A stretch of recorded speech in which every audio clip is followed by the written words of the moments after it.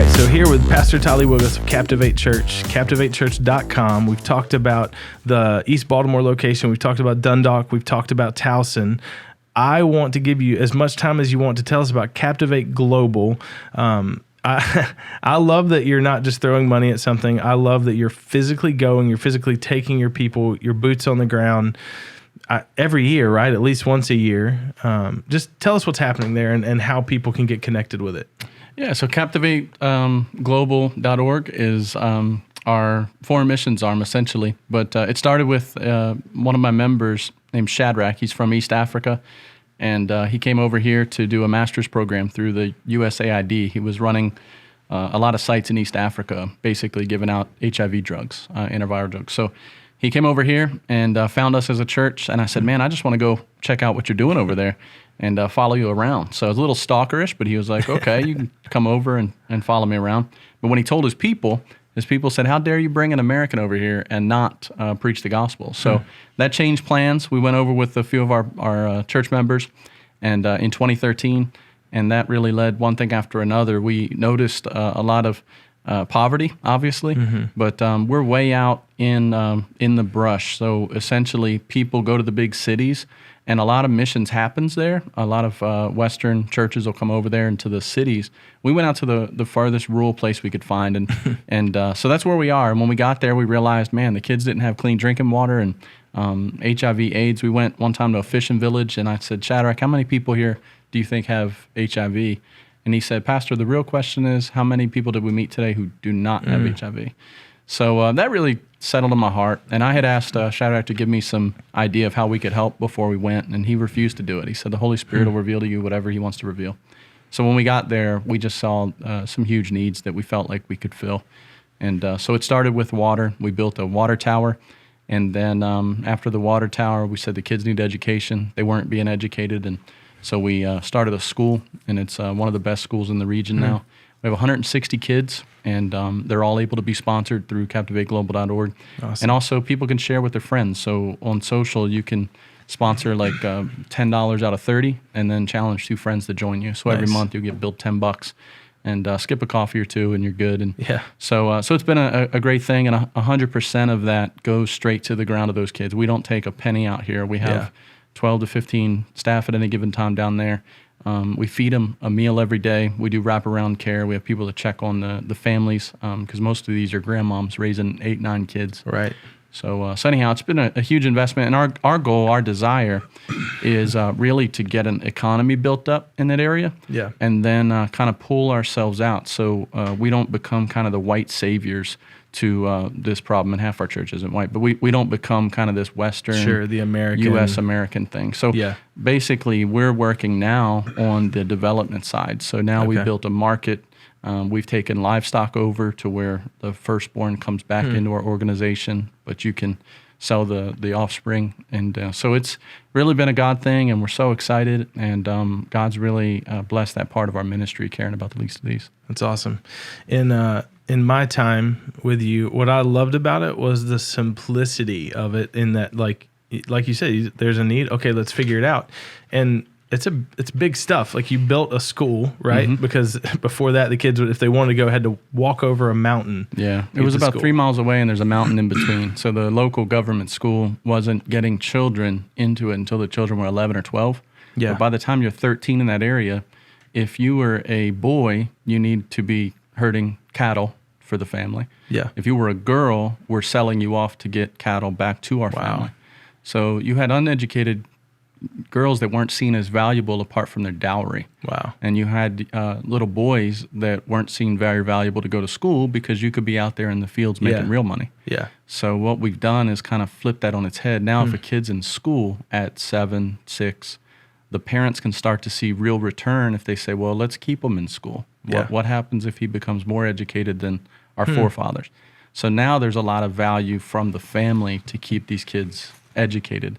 And the girls especially are able to stay out of being sold into, God knows what. So we're so thankful for that. We're excited for that. And then, like I said, the next couple of years, our goal is to kind of pull back a little bit and let the community take care of it from here. I remember one of your members who's moved away since then, Maurice. I remember hearing him after he went over and saw it. He came home and looked at his motorcycle and was like, well, there's the water tower, there's the well, whatever it was. And it's just that mindset. People feel like it's so daunting, like you can't fix these things, you can't do these things. And I think you guys have the faith to say like, oh yeah, we can't like on our own, but if God's calling us to do it, like it's going to happen, and it's happening, which I think is absolutely incredible. Yeah, and that's the prayer. I mean, you look at Jesus, you look at the scriptures, and the world's just looking and saying, look, I like the Jesus guy. I'm not sure about you guys that say you follow him. And so we can just kind of get that part down and just say, hey, this world is not my home. And truthfully, the more stuff you have, the more ties to this land you have, the more ties to this earth you have. And that's really the opposite of the Christian faith. Yeah, absolutely. Man, that's phenomenal. This is a little bit of a departure. I'm going to get a little loose here now. I don't want to be so serious this whole time because that's not who we are as friends. But, all right, you love Baltimore. You live here. We've established that. Mm-hmm. If you could not live here and you had to live somewhere else, where are you going? I'd probably go back to where you're from. Florida? Yeah, man. You're a Florida man. Oh, man. I'm a Jimmy Buffett. It's only funny because of everything I know about you. Oh, yeah. If someone would have bet me whether or not you'd become a Jimmy Buffett fan, I'd take that bet that you would not every time. Absolutely. No. I'm Zach Brown and Chesney and Buffett. Wait a minute. You listen to non-Christian music? Oh. We got to go. Can you cut the tape? I thought they were Christians. I'm just kidding. No, but yeah, I would go to where it's just chill, man. Yeah. Like I just think a lot of us, my best friend, John Smith, he has a deal called Mastering Modern Life. And really it was on the other side of his alcohol addiction. He was addicted to alcohol for 10 years, came out, got sober. That's a great church story. Church rallied around him. He's on staff at a large church. But anyhow, you can definitely plug him if you want to, man. If you want to talk about where he's at. It's Mastering Modern Life. You can look it up on Facebook and the web. But anyway, the whole vibe is just, you know what? We're making this thing more complicated than it's supposed to be. Yeah. Like we are putting layers and layers and layers of stuff and stress and junk. And so yeah, if I wasn't doing what I know for a fact the Lord's called me to do right here, right now, man, I'd go sell conch shells or something. I'd just be taking it really easy, loving my family, loving people. Yeah. Trying to make a couple dollars. So I grew up in Florida, and I call it the poor man's California. I don't know if you've has spent much time in California, but that's the nice one. You know what I mean? That's where everyone is proper and still laid back, still chill. Man, I'd be there in a heartbeat. Yeah. That's awesome. So if you want conch shells, you're the guy to see. Hit me up. You got a website? We'll go to TollysConchshells.com. I don't even know if I own a conch shell. .biz, is that still a thing? But I do that. Went to Key West. That's the worst thing about Facebook. Yeah. It pops up your memories. So the other day, it popped up all these memories. Last year, I was on the beach with my wife in Key West, Florida. And now you're just here. Man, I'm here with you. I'm not offended. I get it. That's good. She's prettier, man. Oh, man. Your bride's a lot prettier than me. Yeah, that's the way it works. Okay. This is a real strange one, but I've been fascinated. Have you seen the Instagram account Preachers and Sneakers? I have. You have seen it? Talk to me about it. What are you feeling? What are you thinking? I love it, and I've got my own reasons that I love it. You love that they're getting called out. No, I think that's funny. I have one pair of really nice expensive sneakers, so I'm not innocent in this game. I got it. What I think is funny is that this guy just basically, it's a picture and a price. Oh yeah. And people lose their mind for hundreds of comments. Yeah. That's all he does. No judgment. He's not really. And he's got guys calling him like, "Don't put my picture." Yeah, up. Well, he's taking some down. Like that's a simple way not to get on there. Did you subscribe? Are you checking it? Yeah, I recently popped off because I felt like he got too soft. I really did. I had it turned on, and every Monday it'd be too much. Well, he just kind of. I feel like somebody got to him and told him. Yeah. It's not that bad. And it's like, no, I think your initial reaction was probably fair. Yeah. To be honest. Like, and like you said, it's not like the dude, I don't even know who runs it, but it's not like he was sitting there bashing people. Yeah. He's just saying, this is what it is. Here's this I like person. Judah Smith's reaction, actually, out of Seattle. Yeah. He stopped at a conference a couple months ago, and Judah Smith said, just own it. Yeah. Just own it. Yeah. Like, you don't have to defend it or explain. If you have to defend and explain and whine and cry, then maybe you need to just check what you're wearing. Absolutely. Well, that's what I'm saying. My one pair of shoes, like, there's 1,000 emotions. So like, I'm like, it reminds me of my childhood, but then also, man, I kind of feel like an idiot. That's a good conversation to have. Let's have it. Let's not, freak out. I'm also, you want a curveball take? I do. Maybe other people I want to don't see where this goes. We're doing all this stuff, right? Like inner city, and Dundalk's a blue collar area for people that don't know that area, and foreign missions and all this stuff, right? Mm-hmm. But I'm actually not the guy that's like mad at somebody that's in ministry making a bunch. Sure. All right, and here's why. The average church in America, let's say it's like 72 people, right? And they might bring in $70,000 as an offering for the whole year. Okay. If they're paying that guy $45,000 to $50,000 to be the senior pastor, right? Mm-hmm. Then he is essentially collecting 60-70% of all of the offering. Yeah. Right? Yeah. Go ahead and take that to the guys that can make preachers and sneakers, and they make $1 million a year or $2 million a year. Yeah. Their church budgets are like $20 million. Yeah. Right? So they're making, in comparison, like 8% of the total church budget to be the pastor of that place. Yeah. Whereas a local church small pastor, he's sucking up 70% of the church's funds to go into his pocket. So my take on some of this is like, this is just pure jealousy. Like my take is just like, man, if God has allowed, and here's the other beautiful thing is we all know that the big guys, when they fall, one, I don't think we should celebrate it, but two, we should have comfort that God's going to take care of that. So, if there's mismanagement, if there's people wrong, they're going to come out eventually. Yeah. God's going to take care of it. But in the meantime, I don't need to be jealous. Like I don't need to make my life a comparison game between me and them, and they need to wear what I would wear. Like, no, man. Like if your church budget is 16 million and you're giving away, whatever, 10 million in true ministry dollars. Yeah. And I'm bringing in, 70% of my church's salary.